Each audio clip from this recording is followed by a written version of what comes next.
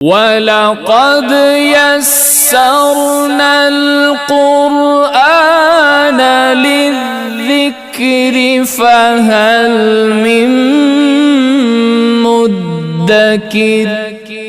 اگر مجرم گرفتاری سے پہلے توبہ کر لے تو پھر جرم کیا اس نے، وہ پہلے توبہ کر لے، پھر کیا کرو گے؟ قرآن کریم نے اس کے بارے میں وضاحت کی ہے، إِلَّا الَّذِينَ تَابُوا مِن قَبْلِ أَن تَقْدِرُوا عَلَيْهِمْ، مگر وہ لوگ جنہوں نے توبہ کر لی اس سے پہلے کہ تم ان کو قابو کرو، گرفت کرو، تمہاری گرفتار کرنے سے پہلے انہوں نے توبہ کر لی۔ فَاعْلَمُوا أَنَّ اللَّهَ غَفُورٌ رَحِيمٌ، پھر جان لو کہ اللہ تعالیٰ بخشنے والا مہربان ہے۔ لیکن مجرم کون سے ہیں؟ ایک قاتل ہے، قاتل نے توبہ کر لی لیکن ورثاء نے تو اس کو معاف نہیں کیا۔ یہ تو دیت کا مسئلہ ہے، یہ تو قصاص کا مسئلہ ہے۔ اس کی توبہ اس کے ساتھ جڑی ہوئی ہے، یا اس کو قتل کیا جائے بدلے میں، قصاص میں، یا وہ دیت عطا کرے ورثاء کی مرضی کے ساتھ، یا اس کو ورثاء معاف کر دے، پھر معافی ہوگی۔ حقوق العباد اتنے سنگین ہیں، اللہ تعالیٰ نے مشروط کر دیا کہ میرے بندوں پر ظلم کرنے والوں جب تک میرے بندوں کے حقوق ادا نہیں کرو کہ میں بھی معاف نہیں کروں گا۔ یہ صورتحال ہے۔ اور اگر ڈکیتی کی ہے، مال لوٹا ہے، اور مال لوٹنے کے ساتھ عزتیں برباد کر دی ہیں، اور گھر جا کہتے میں نے توبہ کر لی ہے، نہیں، یہ نوعیت وہ نہیں ہے۔ کون ہے جس کی توبہ قبول ہوگی؟ وہ شخص جو معاشرے کا امن تباہ کرتا ہے، جو شخص راہ سے روکتا ہے، حکومت ریاست کے لیے مشکلات پیدا کرتا ہے،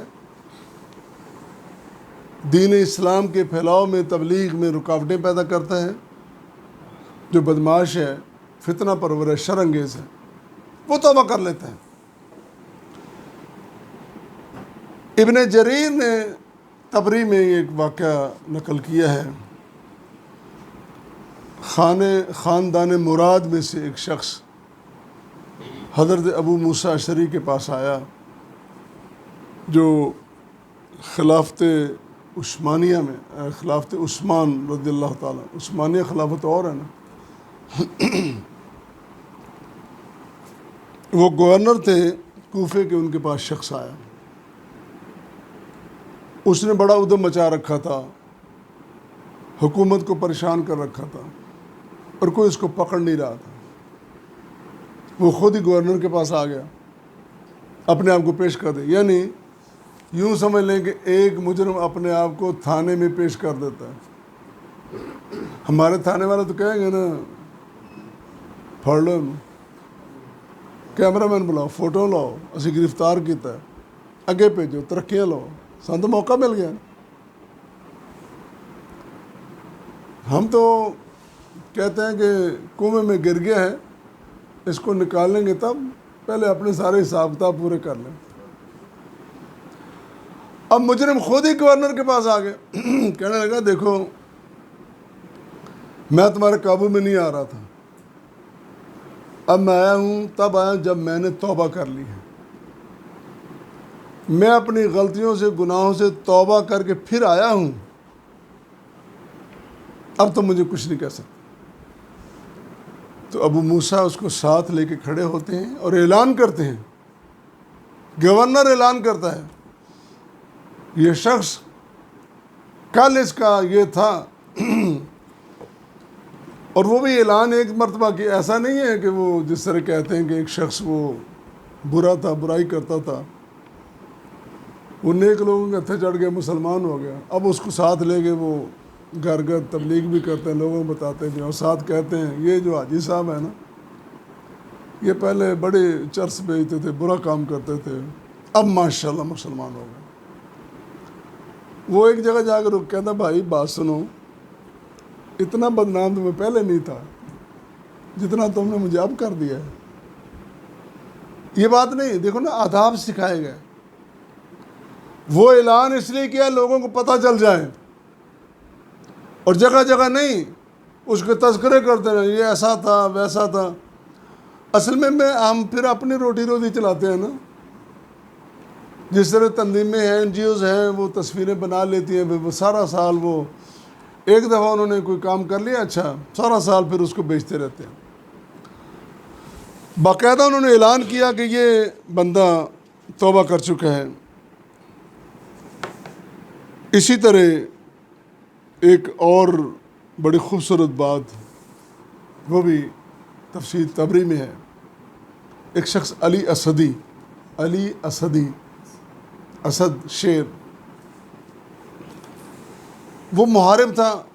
محارب وہ ہوتا ہے جو یحاربون اللہ و رسولہ، اللہ اور اس کے رسول کے ساتھ جنگ کرتے ہیں، لڑائی وائلیٹ کرتے ہیں، نظام کی بغاوت اور سرکشی کرتے ہیں۔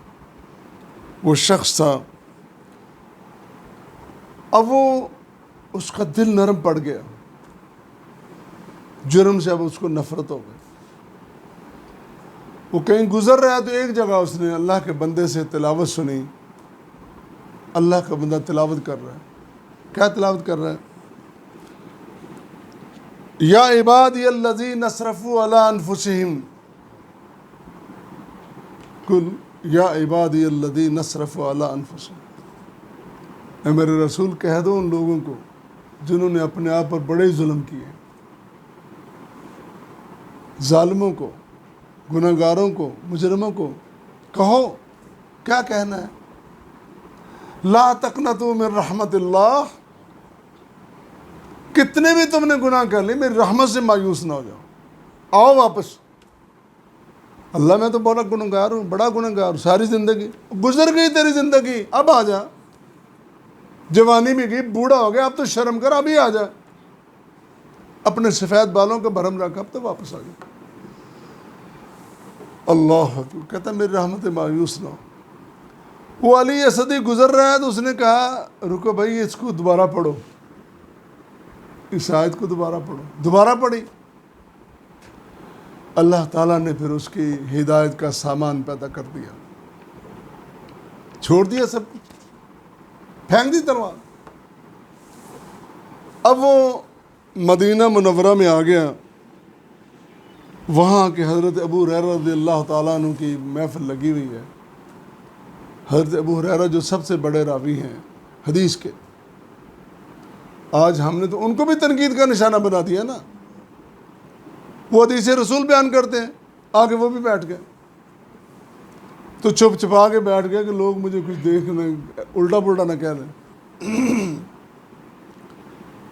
صبح ہی روشنی ہوئی، لوگوں نے پہچان لیا، یہ تو فلاں مجرم ہے، بدمعاش ہے، فلاں ہے فلاں ہے۔ وہ جرائم تو تھے نا، وہ ماضی تھا، اب نہیں۔ انہوں نے پہچان لیا کہ فلاں بندہ ہے، انہوں نے کہا ٹھہرو رکو، جب میں وہ سارا کچھ کرتا تم مجھے پکڑ سکے؟ نہیں نا۔ اب میں اگر آیا ہوں تو کوئی سوچ کے آیا، اب میں ہتھیار پھینک کے آیا، اب میں نے اپنی کلاشن، اپنا اسلحہ، سب کچھ، تلوار، تیر، تفنگ، سب کچھ پھینک دیا، میں نے اللہ سے توبہ کر لی، اب تم مجھے کچھ نہیں کہہ سکتے۔ پھر ان کو حضرت ابو ہریرہ گورنر کے پاس لے گئے اور ان کو جا کے کہا کہ یہ شخص اس طرح کہتا ہے، گورنر مدینہ کے پاس گواہی دی، اس طرح یہ کہتا ہے۔ اور تھا بھی ایسا ہی، حقیقت بھی تھی کہ جب وہ فتنہ پروری یا محاربہ کر رہا تھا، کس نے روکا اس کو؟ کس نے گرفتار کیا؟ کسی نے نہیں نا۔ اب خود سے وہ آیا ہے اور توبہ کر کے آیا۔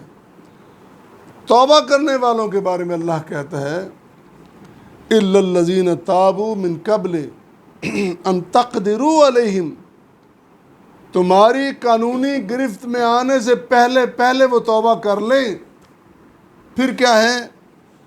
فَاعْلَمُوا أَنَّ اللَّهَ غَفُورٌ رَحِيمٌ، اللہ تعالیٰ معاف کرنے والا، بخشنے والا، تم بھی اس کو سزا نہیں دے سکتے۔ تو زندگی اصل تو یہی ہے کہ زندگی میں بندگی ہو، اگر بندگی نہیں تو پھر شرمندگی ہے۔